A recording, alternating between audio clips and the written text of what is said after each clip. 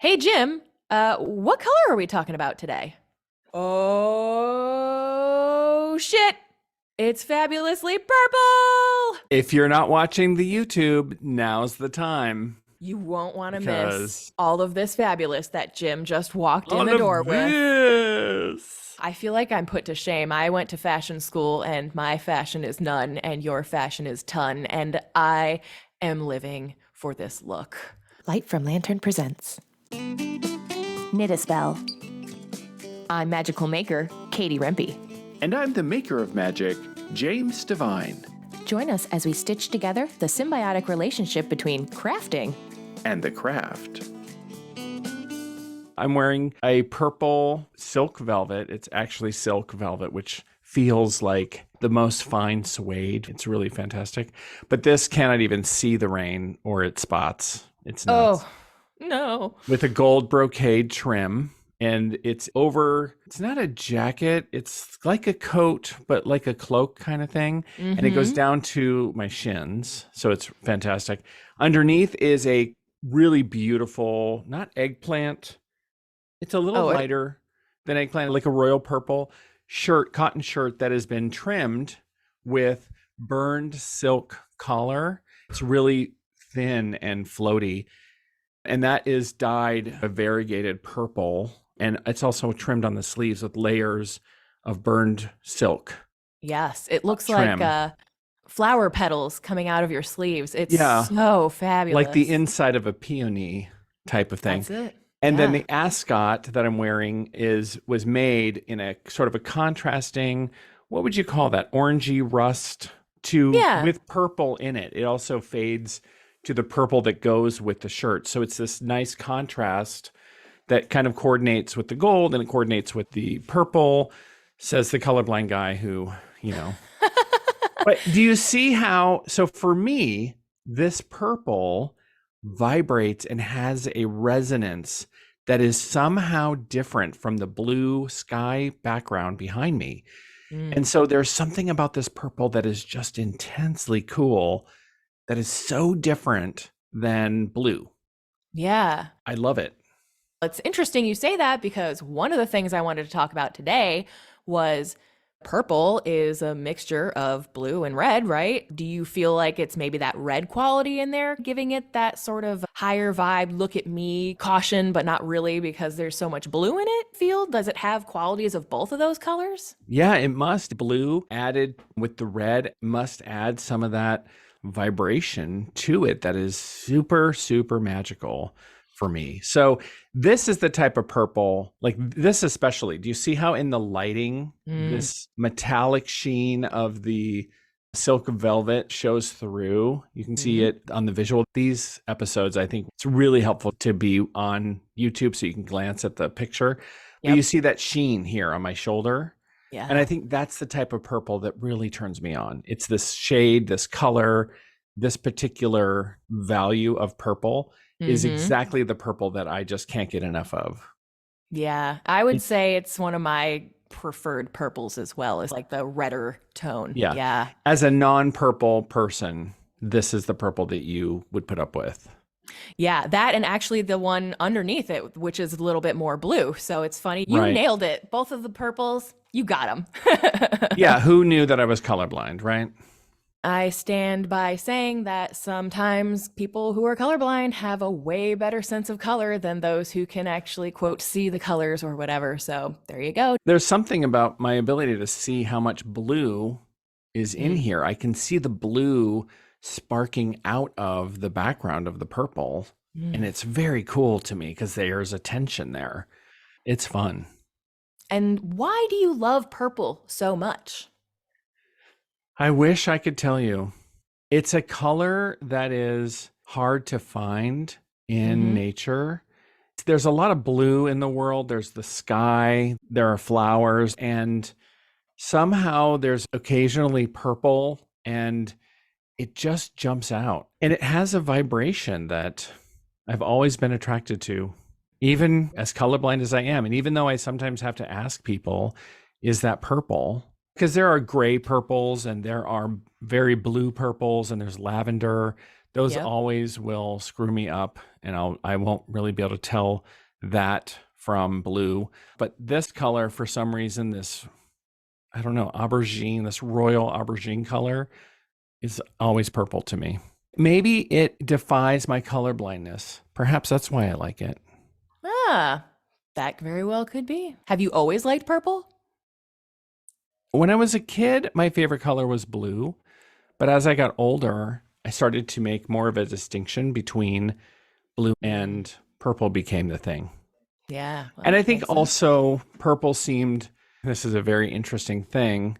As a little kid, I felt like purple, I wasn't really allowed to like purple, which is very interesting because it was a girl's color or a girly color. Um, And so it wasn't really a color that I was like allowed to like. But as an older person, as I came out or became more comfortable with who I am, yeah, I embraced the idea that I can love purple, yeah, which is effed interesting. up that effed up that people feel like they are not allowed to like a color because of social constraints. But I think that's a Yeah, real thing. absolutely. Just think of how pink was so poorly thought of by so many, and now it's you're cool if you like pink, right? Right. You're like Pink. going against the grain Yeah. almost. Pink used to be a boy's color way back. And blue was a woman's color and the color of Right. Mary. So, yeah. And if you think like purple was the color of royalty, we call it royal purple because they were the only people who could afford having anything dyed purple. So, if anything, you're really just kind of like ahead of your time because you knew how awesome and wise and creative you were, and everyone can Just else just suck it. just call me King James. Oh, my pleasure, King. Yes. No. Only if you're Queen Katie. Oh, no problem. Okay, Your Highness. What is naturally purple? Like, I'm curious about the dye. Is purple hard to come by? Are things naturally purple? For natural dyes that were purple, back in the day, it was pretty much crustaceans, things from the sea that would be crushed up and then made into that purple dye. It's very labor intensive to get just a small amount. And even some of the most popular painters back in the day couldn't use it because they couldn't afford it. So maybe they would leave spaces where they'd be like, if I ever get the budget or if it happens to come into my way, I'll use it here. But otherwise, no. I think some people didn't even know probably what purple looked like for a long time, too, because it's not super naturally occurring. The first thing that comes to my mind is like eggplant, but that's certainly not available everywhere. Right. It wasn't Hmm. like eggplants were a common food, even side of the Middle East or the Mediterranean. Yeah. Even like flowers, there's not a ton that I can think of right offhand, but over time, of course, now we can make anything any color with all the sciences and chemical dyes and whatnot. But yeah, initially, it was big bucks to have purple in your life, so you had to really be somebody. Yeah. Wow. Fascinating. Hmm. No wonder I'm a bougie bitch. Yes, you are, and you deserve it. So let's talk about some things that are correspondences with purple. It looks like it's associated, at least via to the internet, with the element of air? Question mark. What do you feel about that? Yeah, that's a question mark for me. If we're talking about alchemy or the very traditional magic, that could Hmm. be probably because it's associated with Jupiter or Zeus, I see. Yeah. and he's a sky god. Mm. And the only reason purple is associated with Zeus or Jupiter is Zeus, king of the gods, the royalty aspect of purple. If I think about the chakra system, and I think Mm. about purple being a very high vibration color, it's at the end of the spectrum. It's the violet, and then we get to ultraviolet and things that we can't see.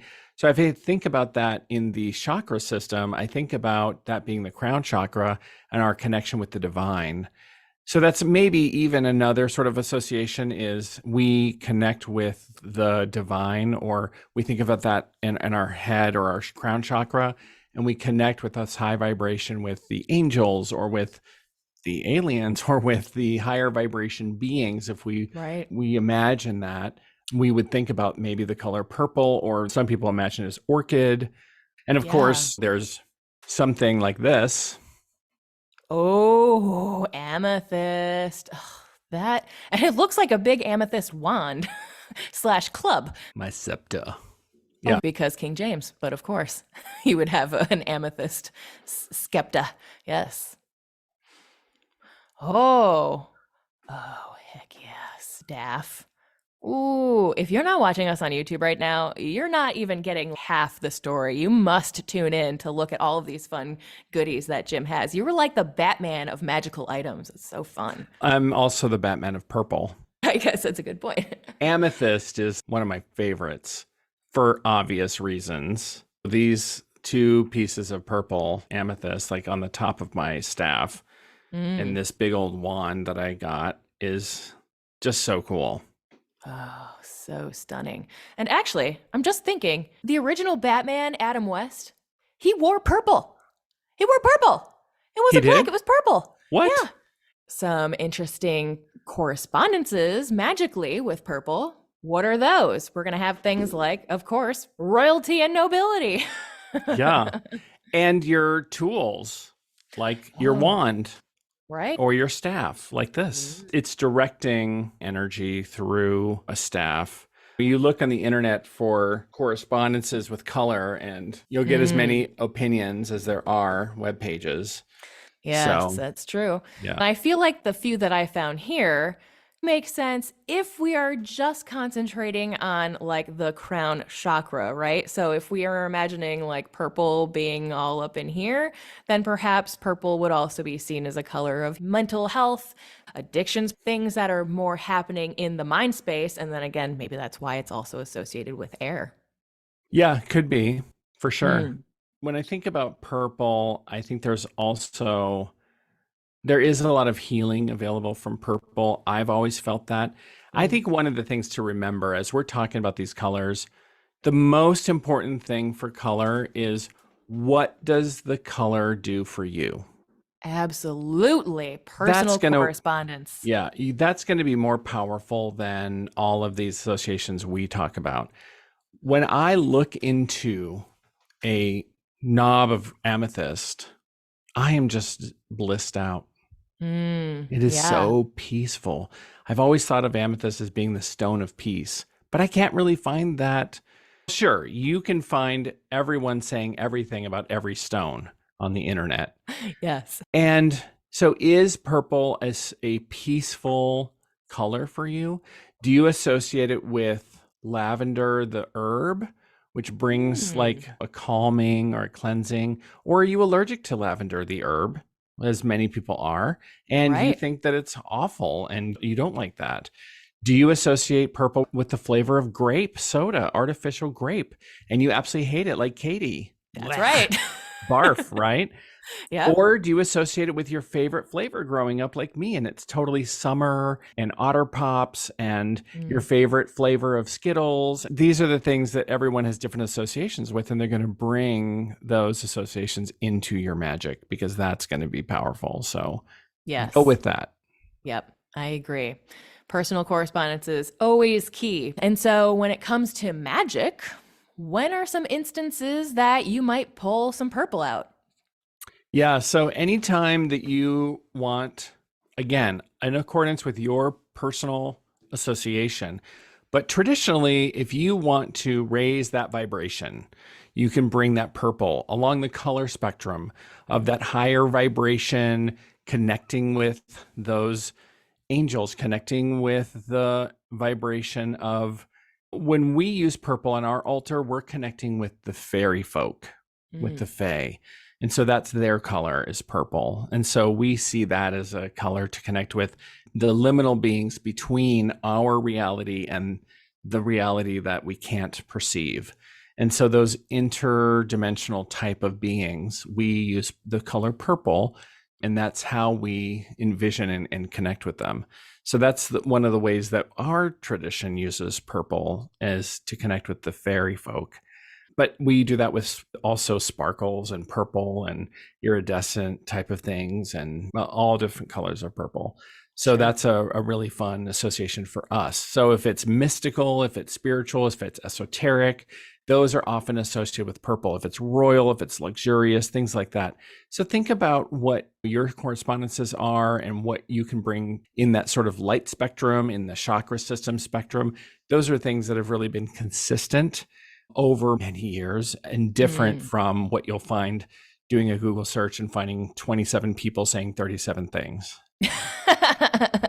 I agree. Purple is great for creativity and imagination. It's great for wisdom and transformation, even ambition and ambiguity. I mean, it is between two colors or a mixture of two colors, so it makes sense there. I think purple is a very powerful color, mainly because it wasn't very easily obtained, and you can use that preciousness to your advantage, I think. Right. Oh, I love that take, that it's seen as precious. Maybe that's why I've always loved it. It's a precious color. It's not seen so often. Yeah. And that's what makes it so interesting is you're not going to see people painting their house purple. You're not going to see a lot of purple cars on the road. It can be a little ostentatious, a bit much. But when you do see a purple car, you're going to say, oh gosh, look at that purple car. There are a few out there. When you see someone that's painted their house purple, they don't have an HOA, first of all. Second of all, wow, that's a choice. Yes. Yeah. So, or it's like in Europe, much more progressive. Right. Every building's a different color. Or someone has painted their door purple, which is, oh, that's so cool. But the whole house, oh, a bit much. Yeah. There's some really interesting, like keeping it precious, keeping purple in its limited amounts is something that I think is very interesting. Awesome. Let's take a quick break. And when we come back, we'll talk about making things purple and all that fun stuff. Great. Why learn palmistry? The Divine Hand Method of Palmistry will give you a transformative and empowering understanding of palmistry that is distinct from the conventional fatalistic approaches that are prevalent in other palmistry methods. Here are 3 major distinctions of the Divine Hand Method. Number 1, freedom from fatalism. The Divine Hand Method reveals patterns, not predictions. Number 2, rubrics and patterns. Instead of memorizing fixed interpretations, it allows you to discover a logical foundation you can apply universally, making the process of palmistry more intuitive and insightful. And the last reason to learn palmistry, spiritual growth and self-awareness. As you explore the intricacies of palmistry, the insights you gain from learning about your hands and the hands of others often leads to a deeper understanding of your own unique gifts. So if you've been interested in palmistry, but you have yet to find something that speaks to you out there, the Divine Hand Method offers practitioners an alternative approach. Join me in learning the Divine Hand Method of Palmistry in either my introduction to palmistry or my intermediate level of palmistry. Find out more at introtopalmistry.com. Hey there, Knit a Spell fans. Guess what? We have a new home on Patreon. You can now support the show for just $5 a month at patreon.com/knitaspell. It's a great way to show your support for one of your favorite podcasts while also being able to participate in monthly polls, bonus video footage, and behind-the-scenes posts. After 3 months, you'll receive a free Knit a Spell sticker sent directly to your home. We hope you'll join us. To learn more and sign up, visit patreon.com/knitaspell. See you there. We're back. And I was just thinking, yes. You know what else is purple? What? The one-eyed, one-armed, giant purple people eater. One-eyed, one-horned. Oh, horned. In my mind, it's one arm. No. Yes. He was a one-eyed, one-horned, flying purple people eater. One-eyed, one-horned. Wow, I got most of it wrong. At least I got purple correct. He was purple, yeah. One-eyed, one-horned, flying purple people eater. Yeah, which I guess means he's some sort of monster. Well, this is the big misunderstanding. He was not purple. He wasn't? He was the one-eyed, one-horned, flying purple people eater. He ate... eating purple people. Yeah, eating purple people is what he did. Yeah, the lyrics tell you. I was 37 years old before I really listened to the lyrics of this You were song, today apparently. years old? Yeah. That's right. Right now, right here, right now. They were not purple. And if you disagree and can prove it, go ahead and leave us a comment. Yes, we want to know. We want to Is he know. purple because he's eating purple people? And Are they- also, yeah, where are are they- these purple people? Is the one-eyed, one-horned, flying purple people eater purple? Yeah, let us know in the comments below. Let us We know. need to Yep. know. Pressing. It's this week's poll. Let us know. This week's purple poll. All right, purple. There are millions of dollars spent on marketing and millions of dollars spent figuring out the psychology of colors. All the big companies like AT&T and huge companies like ExxonMobil and I don't know who else pay lots of money for companies to do psychological analysis of colors when they do marketing, when they do their logos. So purple apparently is psychologically associated with royalty, mystery, pomp, ceremony, creativity, uniqueness, and majesty. Very similar to the magical correspondences. We're going to find this over and over, that when psychologists look at a color, it's going to overlap with the magical correspondence. We can see that in companies' logos. And it surprised me what companies actually had purple logos, because I had never thought about it. The one that was most surprising was sci-fi. Speaking of mystery, right? That's all the sci-fi goodness. Oh, and magic. Ooh. And connecting through the liminal, the Sci-Fi logo, it's a Sci-Fi network, is a TV network, and their logo is purple, and never really occurred to me. Yeah, same with the Colorado Rockies. Why is it purple? Oh, because Purple Mountain's majesty, right? Sure. Oh, Yep. duh. Yeah. And there's others that are like, that's interesting. Like your Cadbury chocolate Yep. purple logo. I'm like, Yeah. okay. Yeah. Several iterations of FedEx have purple in them. Right. Yep. The FedEx logo, the FED part is Mhm. purple of different colors. Yeah. Hallmark, I always thought the Hallmark logo was blue. I never realized it was purple. But Yeah. what's interesting about Hallmark is it has a crown on top. So the Hallmark crown. Mm. So doesn't it make sense that would be majesty, royalty, pomp? Oh, no, wonder it's Duh. purple. Makes total sense Right. now. Even the Monster logo. What color is apparently Monster's? Purple. Or not. And do you remember monster.com? A job posting for looking for a job. I don't know who uses that anymore, but yeah, for sure. Yep. Okay, Crown Royal. You have a story about the Crown Royal logo being purple. I think of Crown Royal being gold because of the liquor, but their Yeah. logo is purple. And of course, because again, like Hallmark, it's a crown.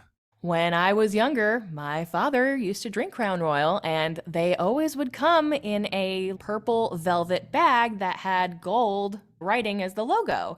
And as a person who loved bags, even way back then, would be like, okay, this is mine now. And so I had Crown Royal bags that I didn't really realize were like booze from booze that I would use to have little purses or store my little things in. And that's, I'm Right. pretty sure, part of the reason why when I think of purple, one of my personal correspondences is velvet. So it's like that luxe plush. I just love it. So I'm basically wearing today a Crown Royal bag That's right. made into a beautiful cloak. Making all my dreams come true. I didn't even realize as a kid. Yes. What I thought was interesting when I looked at these purple logos is Cadbury, Wonka, Purdy's Chocolates. There are all these candy, especially chocolate makers, that have purple logos. And I thought we did a whole episode on brown. And of course, if you have a brown product like coffee or chocolate or tea, it's pretty common you'll have a brown logo. But what color goes really well with brown? Purple. Purple. So if I think about beautiful chocolate bar with a gorgeous purple logo, oh, that makes so much sense that there's a lot of these chocolate logos with brown. And that's the same with Crown Royal. You have this golden liquor with this purple logo. Totally makes sense. So I think it's really interesting to look at logos in the creative space as our sort of segue into what are some of the ideas for knitting. Have you knit a purple project? Oh, I know one project you knit that was purple for sure. That's right. That was your socks. Yeah. I've always wanted a pair of sparkly purple socks. Yes. And there's been several people who are like, oh, I'll totally knit those for you. And I'm like, okay, awesome. But Katie's the one. I'm the who- only one who actually did it. super fast knitter. And then these socks showed up. And I was like, oh my gosh. And they were really purple, sparkly. They're exactly the thing I had envisioned in my mind. They're fantastic. So what was it like to knit those? Were those hard? Are socks hard to knit? Socks are awesome to knit. Personally, I love making socks because they're super travelable. Even though it's like a teeny tiny gauge and little bitty stitches, I actually still think they go pretty quickly. And I think they're one of the most wearable, utilitarian, useful things you can knit. Even back in the wars, they were always asking, please make hand knit socks. Please make the socks, because that's how they were made, was hand knit, right? And the soldiers and everything, they're over there getting trenched foot with their dirty soaked socks. They need wool socks to help them be dry and healthy. And I think it's so much fun to make. Yep. But another thing that I know people have definitely made, even if I haven't personally made it, are team items. So once a year, we used to do this knit along back where I used to work. I actually think they just started it again this year, and it was called the Scoreboard Knit Along. And you would get colors of yarn in your team colors, many of which are purple. So there's some men wearing purple. For sure, Huskies, go Huskies. If you're a Yep. college team. Yep. And the Is the- Broncos, I'm pretty sure, are purple. So sports teams logos. So that's a great thing to make scarf or hats and all sorts of things. So definitely purple abound in that. How did the knit along happen? You only got to knit if your team scored, or? So you would designate one color being however many points your team got. So if you got 12 points or whatever, you would do 12 rows in that color. And then whatever the other team got, you would then use the other color to put that in, so that you had a knitted record of exactly what your season was that year, which, let me tell you, can be interesting getting feedback from some of these people, because if they had a crappy year, you had a very short shawl. If they had a great year and scored tons like the Buckeyes did one year, we had a lot of complaints from people about how much they had to knit and how long their scarves were by the end, because there were some very high scoring games one year. I remember that. People were like, we have to keep buying yarn. And you can do it every year because every season's different. So it's a fun way to interact with your team. That's really cool. What other purple projects could there be? We talked about brown on your crown as a Right. grounding thing, but purple projects, we put purple on your feet to raise your vibration from the ground up. I didn't think about it till just now, but Yeah, that's smart. what you actually created for me is purple sparkly feet. Totally intentional. Yes, absolutely. Yeah. So that's like exactly the opposite. That's so interesting. If you ever say, I feel like I'm walking on air, it's exactly what purple socks might be able to do for you, is raise that vibration. Yeah. Ooh, yeah, a very good idea. And I like it that it was swapped, because even though it's associated with the crown chakra, of course, you could do a purple hat, right? But so much more meaningful, like you said, bring it up. Go in that toroid. That Taurus. toric type of shame. Yes, Yeah, thank you. yeah. This, get that Yeah. energy flowing. And I went through my yarn stash to see, do I even have any purple yarn as someone who's not super fan of purple? Right. And interestingly enough, Jim, I did have some purple, and they are exactly the same color, basically. The only reason they look slightly different is because one is a linen and one is a wool cashmere blend. So they take the dye a Wow. little bit differently, but it is almost the exact same color. So I guess I have a preference. And so how would you describe these purples? These seem a little lighter. Yeah, so they're definitely on the lighter side. And I would say this one's maybe a little bit more blue. This one's a little bit more red. And you can definitely, I think, Sure. see that Yep. in the video here. Mm-hmm. But I think they're both almost like the amethyst level Little, of yeah, a color little there. lighter. Yeah, they're Yeah. not really a royal aubergine. They're maybe somewhere between an amethyst and a lavender. Do they Yeah. have a variegation to them or are they a solid? Both of them are what I would consider kettle dyed. So yeah, they're gonna have that, especially this wool one, you can see really Yeah, well let's that look at tone that. on tone. Okay, yeah, there's a little bit of that variegation. So it'll have a nice, when it's knit, it'll have some little Hmm. undulation of the color. Yeah, and that's Yeah. really nice. You said one is a wool cashmere Yep. This one's the wool cashmere. and the other one is linen. Yeah. Both I companies see. don't exist anymore. Oh my But gosh.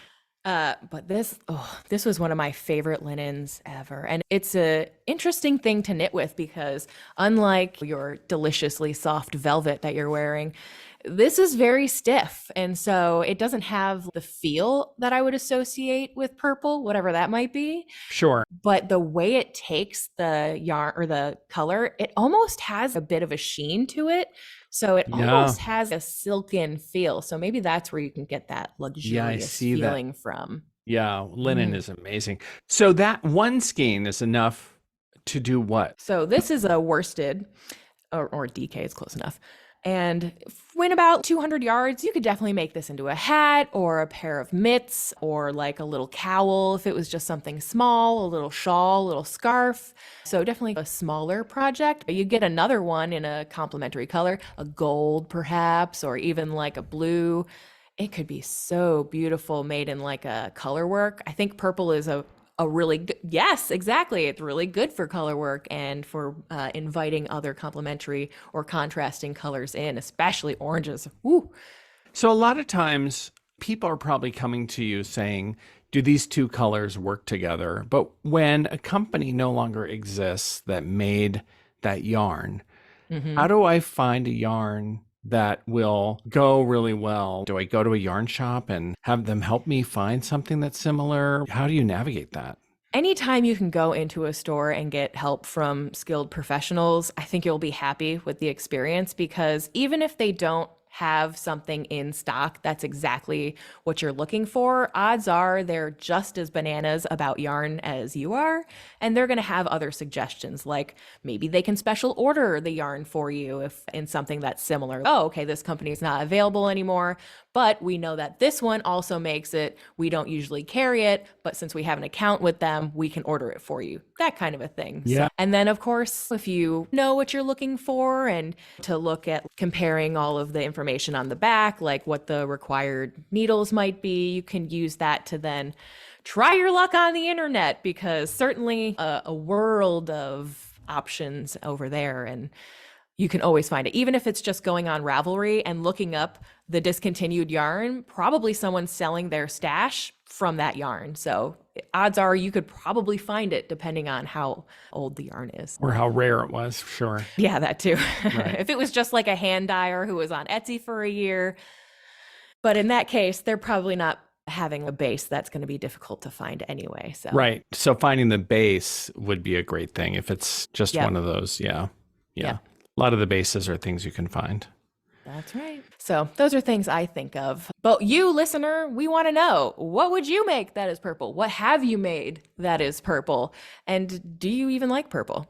Are you team purple like Jim? Jim needs to know if you're team purple. How can you not be team purple? And I even added some yellow to this just so that Katie can't totally hate it. That's true. Good point. And it's like a perfect compliment to yellow. Maybe I need to just get on the bus. Or are you team Katie? I'll take a pass on purple pass team. And there's another color that is my favorite. Thank you for the purple. No thank you today. Let us know where you are on your spectrum of purple. This was my favorite episode of all time.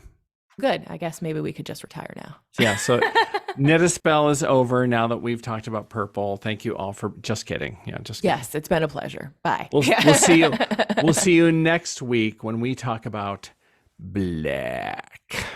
See you then. Bye. Thanks for Thanks for listening. If you enjoyed the show, consider sharing it with a friend, leaving a review on iTunes and Spotify, or following Knit a Spell on Instagram. You can also subscribe to the Light from Lantern YouTube channel to enjoy full episodes of Knit a Spell and see our happy faces. You can also learn more about readings, classes, and events going on with your favorite maker of magic, James Devine, by visiting thedivinehand.com and subscribing to his newsletter. Then follow Jim's fun and interactive Instagram account at DivineHandJim. Keep up with Katie, the magical maker, by subscribing to her newsletter at lightfromlantern.com. You'll receive a free knitting pattern as a thank you gift. Then follow Katie on Instagram at lightfromlantern for even more magical making tips. See you next week.